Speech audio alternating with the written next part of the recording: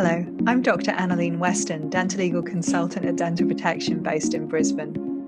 Welcome to Risk Bites, a series of podcasts produced exclusively for members of Dental Protection. Risk Bites looks at the key dental legal risks and issues affecting dental practitioners across Australia and provides helpful advice and guidance on how to steer clear of them, leaving you free to provide safe and high-quality dental care for your patient. My colleague, Dr. Simon Parsons, also a dental legal consultant, will be joining us for this episode, and we're going to discuss hiring for success. And I'm so glad you suggested this topic for today's podcast, Simon, because we all want to be successful in our careers. But why is hiring for success so important, in your opinion? Well, Annie, it's my belief that if you surround yourself with good people, you set yourself up for success. It's something Tony, a very wise and decent boss of mine, shared with me very early in my career, and it certainly was his philosophy that he shared with me. And he said that if every single person associated with you in your practice is an ambassador for your practice, they need to be good. If you get it right, they will shine, and some of that glow will reflect positively back onto you. However, if you get it wrong, your patients will wonder why you have unprofessional or incompetent staff at your practice, and will start to perhaps also have doubts about the quality of the care they might be receiving from you. So much so that they may decline to go ahead with some of the work that you propose, or they may request not to be treated by one of your colleagues, or perhaps by your DA, Jenny, because they feel that she is too rough with her high-speed suction handling. So this in turn may cast doubt upon you and compromise the overall regard your patients have for you and for your practice.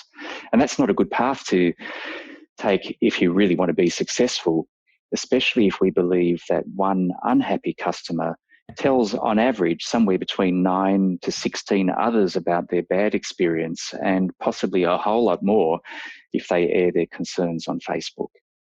Let's get back to basics though, Simon, and be sure we all understand what you mean by success. So what do you mean? Well, by success, I mean the achievement of your own objectives. And those objectives will relate to your professional aspirations, what you really desire to achieve in your career. Now, perhaps you want to become wealthy through establishing a high-end practice and performing complex and often expensive services for your patients. Or perhaps you want to be a popular clinician on the social media circuit and be a key influencer of others. Perhaps, alternatively, that you prefer to be known as the family-friendly clinician who relates well to people of all ages and supports their local community.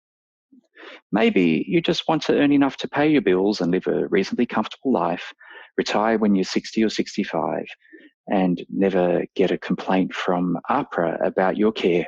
Whatever your goals are, you will use those goals to understand your achievements throughout your career span.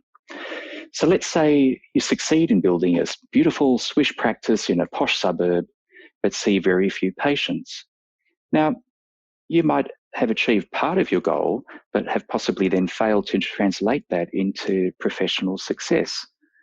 But if, on the other hand, all you wanted to do was to look successful, then you may well have achieved your professional goals. You need to be very clear about what it is that you really want to achieve. Otherwise, you won't know for sure if you've really achieved it. So if we're going to try and achieve these goals in our practices, what particular qualities should we be looking for then when we hire staff? Well, if you've got a really clear idea of what you and your practice stand for, and then by definition what you're hoping to achieve, you'll then easily be able to progress the idea of hiring staff who share the qualities that will make those goals a reality. So, for example, you may have a real issue with bad debts in your practice, but your aspiration, your goal is to be a really profitable practice with good cash flows. And so you may need to hire new front office staff who know how to collect payments from patients on the day of treatment and not give in to those patients who want to come back and pay later and perhaps never pay at all. People like that will then help you to be successful. Ultimately, though, the qualities desirable in all new employees for your practice will probably be issues such as having a shared sense of the practice values and a commitment to excellent patient care. Perhaps they'll have the ability to function really strongly as part of a team and have a really strong work ethic. And they may have very similar traits to that, such as being really dependable. Most of those qualities are actually qualities that people show when no one is looking. And it's my belief that you can't teach someone to be committed, for instance. They either are or they aren't. It's fundamentally what they're made of, and they either have it or they don't. And it's really hard to fake over an extended time. So when hiring staff, it's important to realize that people will either have the attributes you want or they probably won't. It must be hard to recognize those in an interview too. So what attributes would you say are the most critical of these? So the deal breakers, so to speak. Well, definitely integrity and dependability. Just those notions that the staff member will do the right thing in the interests of your business when you or no one else happens to be looking. And that's because although we work very closely in clinical practice with some of our staff, like our DAs, there may be others where they don't really get very much of our attention at all. Now, the good ones will know what's expected of them and be keen to perform throughout the day so that your practice ends up being a success. But the not very good ones, on the other hand, will most likely be checking their emails and their Facebook page whenever an opportunity arises. And those people won't actually be focused on the success of your practice, but will instead be focused on themselves. And Annalena, I also really respect colleagues who show initiative. Those sorts of people choose to problem solve first before coming in to see you about every little thing. They see opportunities and run with them, such as moving patients up so that you get a longer lunch break, and probably them too. Most importantly, they make the extra effort to follow patients up and to try to keep them happy. And all of those little bits of extra effort that they make help create a much more harmonious workplace, and one that's much less likely to result in dissatisfied staff and patients. It also means when I've got someone who shows initiative and is dependable, that I'm much more likely to delegate tasks to them, because I know that they will take them on and they'll probably think of new solutions to some complex problems rather than always expecting me to find the solutions to those problems. That takes a big burden off my shoulders. Okay, so you've said these attributes can't easily be taught. So, playing devil's advocate then, let's say I have a staff member who lacks them. Is it just a complete waste of time trying to retrain them? Should I just fire them? It's tempting, isn't it? And while I really don't think training is ever a waste of time, I honestly believe you need to make every reasonable effort to try to bring an underperforming staffer up to speed if you realise that actually you didn't hire that well after all.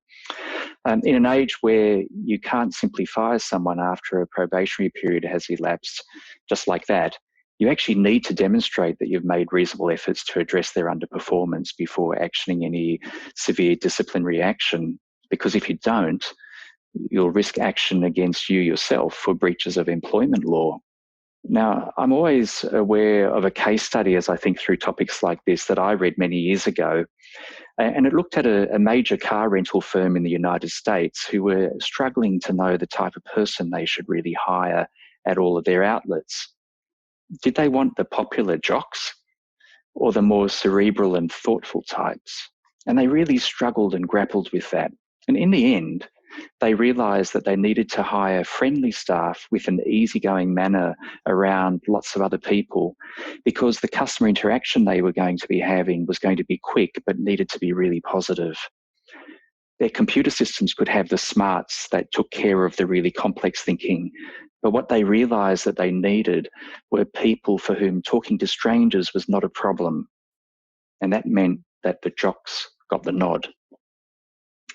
Now, that might not actually be your experience for your practice, obviously, but I'd recommend you set some clear objectives for any problematic staff member and plan a path to success. And that may require you to show them just what success really looks like in practice. Now, maybe you can inspire them by taking them to an environment where every person has a really clear understanding of what a customer-facing role happens to involve, such as going to an Apple store or perhaps to a 5-star hotel. They will then observe the characteristics of what good customer service happens to be. And you'll also need to role model appropriate behaviours day in and day out. Otherwise, they'll accept whatever they see as being the norm. Now, some people will pick up on these skill sets, and it's possible that they may even have some of those skills, but they've just been kept hidden for a long time and they haven't really been aware of them, nor ever perhaps even used them. But for others who don't really get it after all reasonable attempts have been made, you're probably going to need to cut your losses. And that's because you're better off having staff who understand the need for success and deliver on it than staff who don't. So how would you recommend we go about hiring for success? Where do we start? My view is that we start by having a clear vision for what a successful practice looks like in our own minds. And once you have that in your mind, you start to dissect it and examine which aspects of that success depend on human factors. What qualities do the humans in the practice and their interactions with others need to have in order to be authentic? And with those in mind, you then advertise for the right people, clearly articulating that those qualities that you're seeking are actually essential criteria and not just desirable ones. You'll have candidates describe examples at interviews of where they have demonstrated such desired qualities and essential qualities, not just once, but in a variety of different situations, so that you know that it wasn't just a one-off that they're relating to. And then you'll try to snare them and keep them in your practice by offering them appropriate remuneration that fairly matches their skill set and the value that they're bringing to your practice. And that's because you can't expect champagne skills on a beer budget. That's my view. Your patients get what they pay for from you, and your staff deserve no less. Thanks, Simon. You've given us plenty to think about there, and it's really helpful content. And thank you all for listening. We hope the podcast was helpful to you, and we look forward to speaking to you all again in the future. Goodbye.